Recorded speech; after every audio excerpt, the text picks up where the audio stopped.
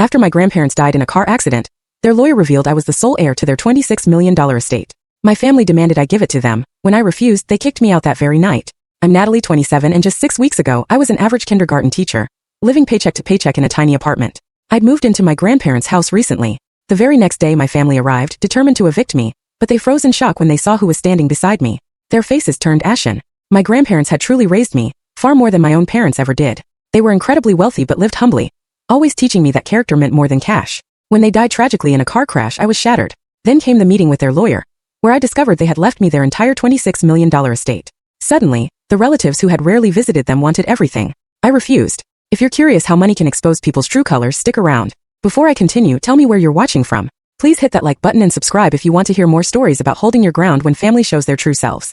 Growing up, my parents were physically present but emotionally distant. My father, Richard, was a workaholic, dedicating 60-hour weeks to climbing the corporate ladder. My mother, Diane, spent her time networking within the right social circles. Family dinners were rare, and if they happened, my parents were usually engrossed in work calls or planning social engagements. They provided the essentials, but warmth and guidance were noticeably absent. From age 5, I spent every weekend and all my summers with my grandparents, Elizabeth and Harold. Their unassuming 4-bedroom house became my real home. Despite their significant wealth, they lived simply. Their 3-acre property featured a vegetable garden where Grandpa Harold taught me to cultivate tomatoes and zucchini. Grandma Elizabeth showed me how to bake cookies from scratch and mend clothes.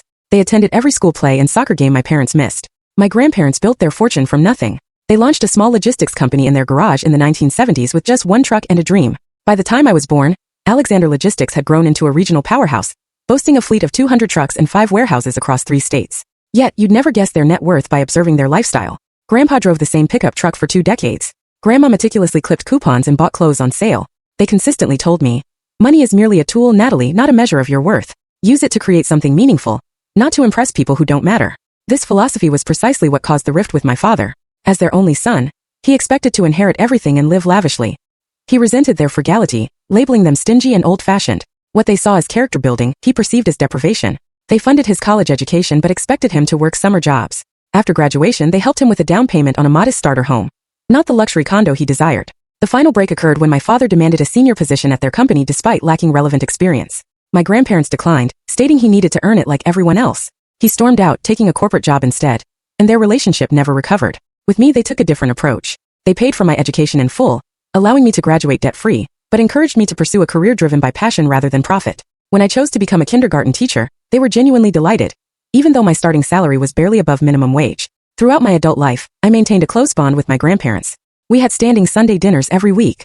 I helped them navigate new technology, setting up their smartphones and demonstrating video calls. They shared their family recipes and stories from their